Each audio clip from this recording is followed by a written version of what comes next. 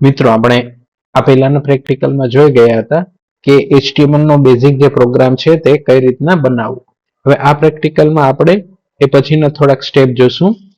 તો આપણું practical number 2 છે.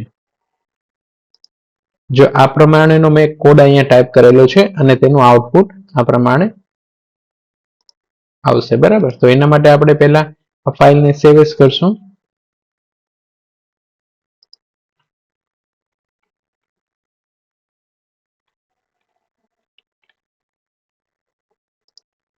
ફાઇલ ટાઈપ આપશું ઓલ ફાઇલ્સ.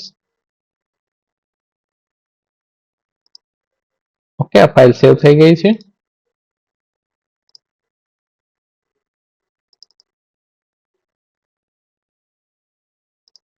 ઓકે, અને આ ફાઇલને આપણે બ્રાઉઝરમાં ઓપન કરશું. ઓકે, તો આ ફાઇલ અહીંયા આવી ગઈ છે.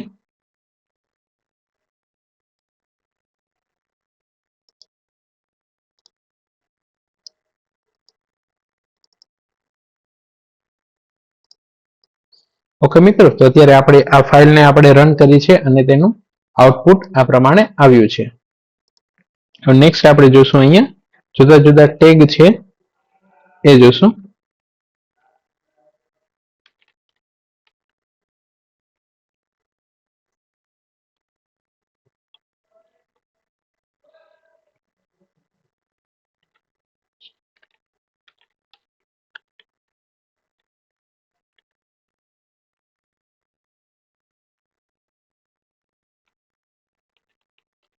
બેકગ્રાઉન્ડ, આઈફોન, કલર, પછી કોલન, પછી આપણે જે કલર આપવો છે એ,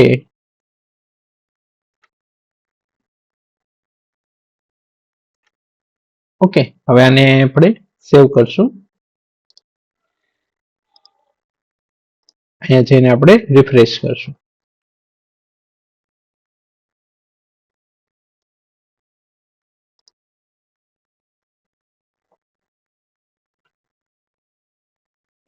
ઓકે, હવે નેક્સ્ટ આપણે અહીંયા જે આપણે લખવાનું છે તે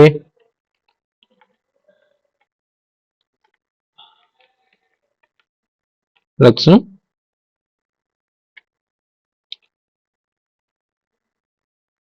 અને h1 ટેગ ને પાછું ક્લોઝ કરશું. પાછું સેવ કરશું. આપણે અહીંયા રિફ્રેશ કરશું.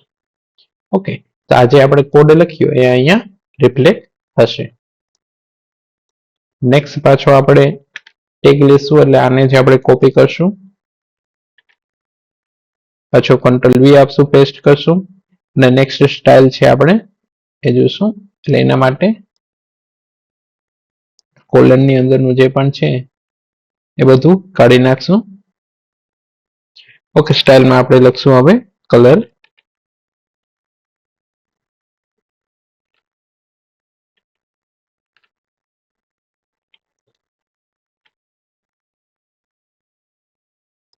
ફાઇલને હવે પાછી સેવ કરશું. અહીંયા આવીને રિફ્રેશ કરશું. ઓકે, H1 સ્ટાઇલ આપણે આ જે હેડિંગ આપ્યું છે એને ફક્ત જે ફોન્ટ છે એનો કલર આપણે ચેન્જ કરવો હોય તો આ સ્ટાઇલનો આપણે ઉપયોગ કરવો પડશે. પાછું આને કોપી કરશું,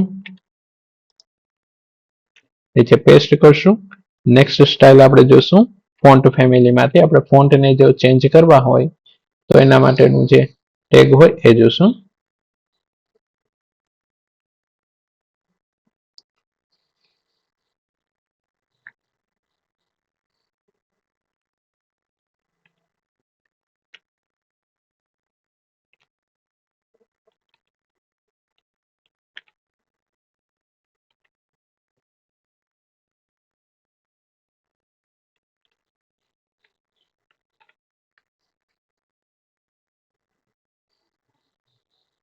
ઓકે, અહીંયા આપણે ફોન્ટ ફેમિલી રાખીએ છીએ કુરિયર, એટલે જે ટેક્સ્ટની સ્ટાઇલ છે આપણે કુરિયર રાખીએ છીએ. પાછું આને સેવ કરશું, અહીંયા રિફ્રેશ કરશું. ઓકે, તો આ ધીસ ઇઝ અ હેડિંગ છે એ ફોન્ટ ચેન્જ થઈ ગયા છે. નેક્સ્ટ પાછું આપણે અહીંથી કોપી કરશું.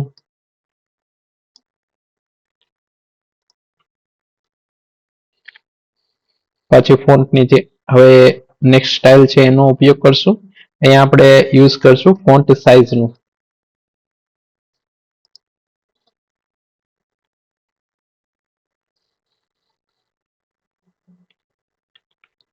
ફોન્ટ સાઇઝ છે પછી કોલન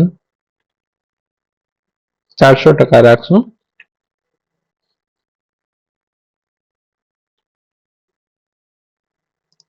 સેવ કરશું, પાછું રિફ્રેશ કરશું.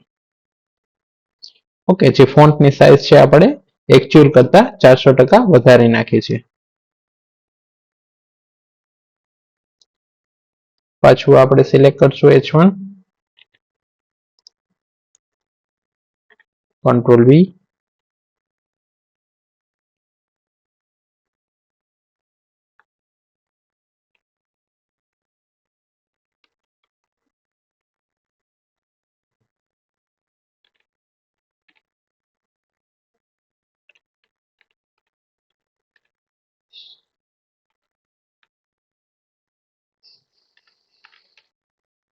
ટેક્સ્ટ આપણે જે અહીંયા લખીએ છીએ હેડિંગમાં એને આપણે સેન્ટર કરશું. અત્યારે એના માટેનું આપણે કોડ લખશું, સેવ કરશું, અહીંયા આવીને રિફ્રેશ કરશું. ઓકે, અત્યારે જે મેં ટેક્સ્ટ લખ્યું છે સેન્ટરમાં મારે જોઈએ છે એટલે મેં સેન્ટર લખ્યું છે અને અહીંયા રિફ્રેશ કરશું તો સેન્ટરમાં આપણું જે ટેક્સ્ટ છે આવી જશે. સેન્ટરને બદલે તમે રાઈટ લઈ શકો.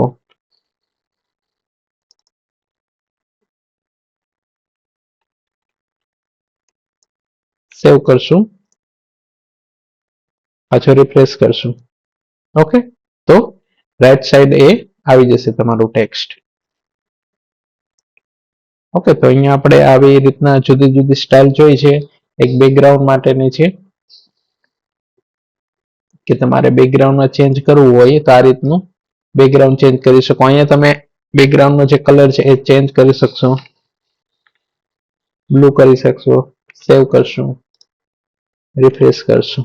ઓકે, આ રીતનો કલર ચેન્જ થઈ જશે, કલર ચેન્જ થઈ શકશે. પાછું અહીંયા બ્લુ છે તો બ્લુ ને બદલે પાછો કલર ત્યાં આપણે રેડ કરવો છે તો ટેક્સ્ટનો કલર છે એ રેડ થઈ જશે. ઓકે, તો જુદી જુદી હેડિંગને લગતા જે સ્ટાઇલ છે એ આમાં આપણે જોઈ શકીએ છીએ. નેક્સ્ટ તમારે હેડિંગ જે જુદા જુદા છે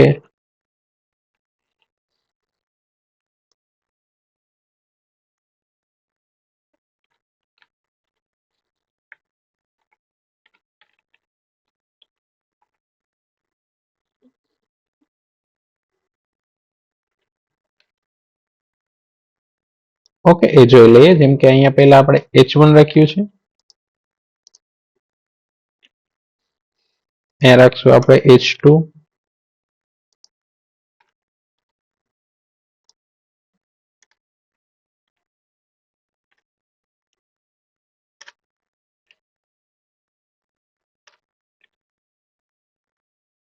નેક્સ્ટ આપણે આપશું H3, પછી આપશું H4,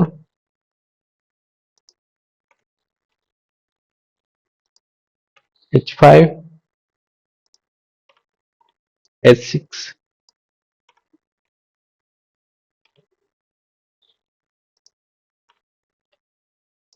કે પાછું સેવ કરશું, અહીંયા આવીને રિફ્રેશ કરશું. ઓકે, જો આ જુદા જુદા હેડિંગ છે સૌથી લાર્જ છે એનાથી નીચે છે સાઈઝમાં, બરાબર, ને આ સૌથી નાનું છે સાઈઝમાં. આ રીતનું તમે જુદા જુદા હેડિંગ કરી શકો છો, તેના ભેગું વર્ક કરી શકો છો. કોપા રિગાર્ડિંગ આવા જ વિડીયો માટે અમારી ચેનલને લાઈક, શેર ને સબસ્ક્રાઇબ કરજો.